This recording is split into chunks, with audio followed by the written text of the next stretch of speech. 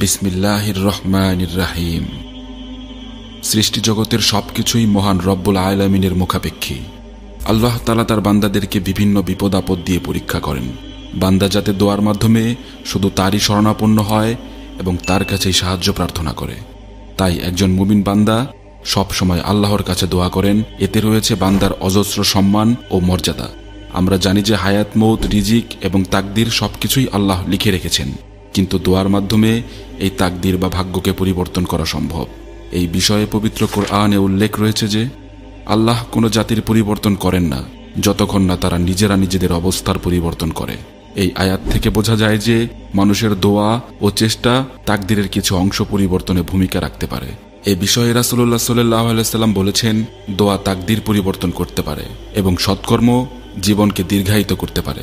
রাসূলুল্লাহ সাল্লাল্লাহু আলাইহি ওয়াসাল্লাম আরও বলেন, যে ব্যক্তি ইস্তেগফার করে আল্লাহ তার সকল সংকট দূর করেন, তাকে কষ্ট থেকে মুক্তি দেন এবং অপ্রত্যাশিতভাবে তাকে রিজিক দেন। বান্দা যখন আল্লাহর কাছে তার নিজের প্রয়োজনের এবং অভাবের কথা তুলে ধরেন, তখন আল্লাহ তাআলা খুবই খুশি হন। দোয়ার মাধ্যমে বান্দা আল্লাহর এতটাই নিকটে পৌঁছে যান যে সে ব্যক্তির তখন দোয়া করতে দেরি হলেও তার দোয়া কবুল হতে দেরি হয় না। আসসালামু আলাইকুম প্রিয় ভাই ও বোনেরা, আজ আমরা জানব এমন একজন ব্যক্তির ঘটনা যিনি ছিলেন একজন সামান্য রুটির দোকানদার। ইস্তেগফারের মতো ছোট্ট একটি আমলের কারণে যার দোয়া আল্লাহ অভিনবভাবে কবুল করেছিলেন।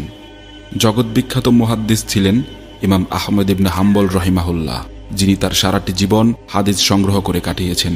একবার হাদিস সংগ্রহের জন্য তিনি সফরে বের হয়েছিলেন। সময়টি ছিল শীতকাল। সফরের মধ্যে রাতে এক মসজিদে মাগরিব এবং এশার নামাজ আদায় করলেন আর সেখানে রাত অতিবাহিত করার চিন্তা করলেন। ভাবলেন ফজরের নামাজ আদায় করে এখান থেকে বিদায় হবেন। সেই চিন্তায় তিনি নিশ্চিন্তে মসজিদে বসে হাদিস পড়া শুরু করলেন। এমন সময় মসজিদের রক্ষণাবেক্ষণকারী বা খাদেম এসে তাকে বললেন, এলাকার নিয়ম অনুযায়ী রাতে মসজিদে থাকা যাবে না। তখন নিরুপায় হয়ে ইমাম আহমেদ ইবনে হাম্বল মসজিদ থেকে বের হয়ে হাঁটা শুরু করলেন। হাঁটতে হাঁটতে এরপর একটি বাজারে গিয়ে পৌঁছালেন। সেখানে দেখলেন এক যুবক রুটি বিক্রি করছে। ইমাম আহমদ ইবনে হাম্বল রুটি বিক্রেতা যুবকের কাছে গিয়ে তাকে সালাম দিলেন এবং বললেন, হে যুবক, এই শীতের রাতে আমি কি তোমার এই চুলার আগুনের কাছে বসে রাতটা কাটাতে পারবো? যুবকটি বিনয়ের সঙ্গে বললেন, আহলান সাহলান, অর্থাৎ আপনাকে স্বাগতম। এটা আমার খুশ নসিব যে আপনি এখানে আগুনের পাশে বসবেন এবং রাত কাটাবেন। এতে আমার কোনো সমস্যা নেই, আপনি নিশ্চিন্তে থাকতে পারেন। এরপর ইমাম হাম্বল রহিমাহুল্লাহ চুলার পাশে বসে হাদিস পড়ছিলেন আর যুবকের দিকে লক্ষ্য করছিলেন। তিনি খেয়াল করলেন যে যুবকটি রুটি তৈরি করছেন আর আস্তাগফিরুল্লাহ আস্তাগফিরুল্লাহ বলছেন, অর্থাৎ ইস্তেগফারের আমল করছেন। এটা দেখে আহমদ ইবনে হাম্বলের কৌতূহল বেড়ে গেল। তিনি ভাবনায় পড়ে গেলেন এবং হাদিসের কিতাবটি বন্ধ করে যুবককে বললেন, হে যুবক, শুরু থেকেই দেখছি তুমি যে কাজই করছো সঙ্গে সঙ্গে ইস্তেগফার পড়ে যাচ্ছ। এর ঘটনা কি? যুবক তার আমলের বিষয়ে জানালেন।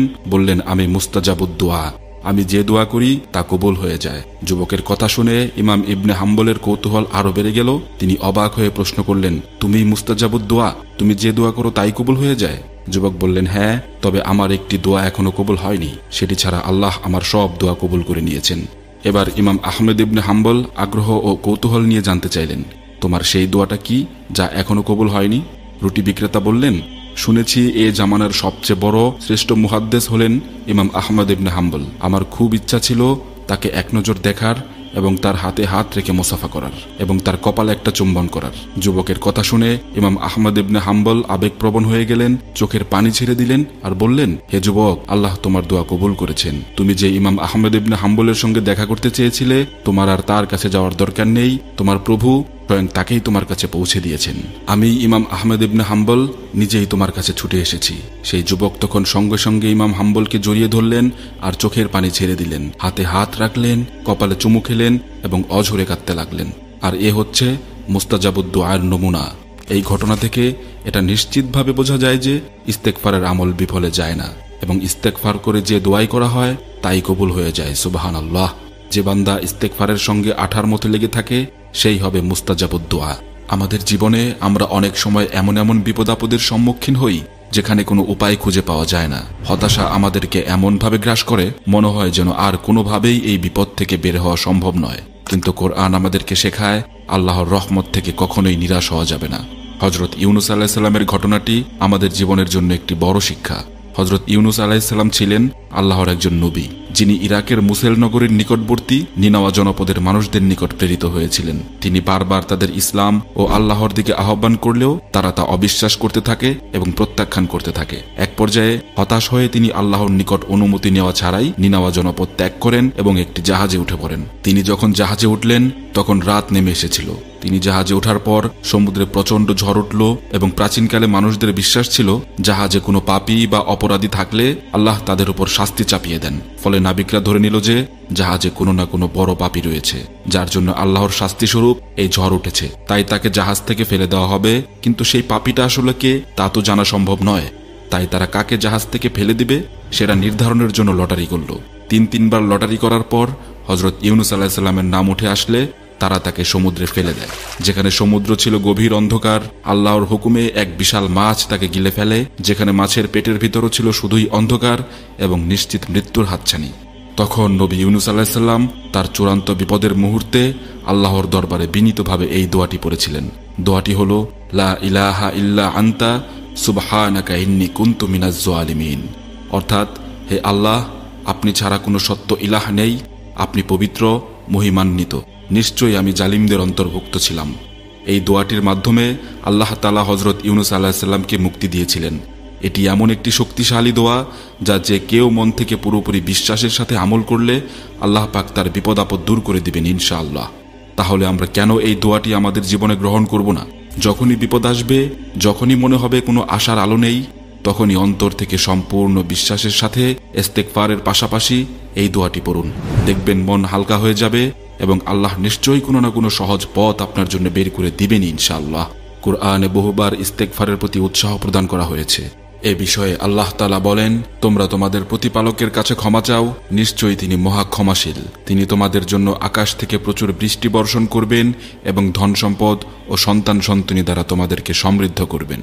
এই আয়াত থেকে বোঝা যায় ইস্তেগফার কেবল গুনাহ মাপের মাধ্যম নয়, বরং এটি দুনিয়া এবং আখিরাতের জীবনের বরকত ও সফলতার চাবিকাঠিও বটে।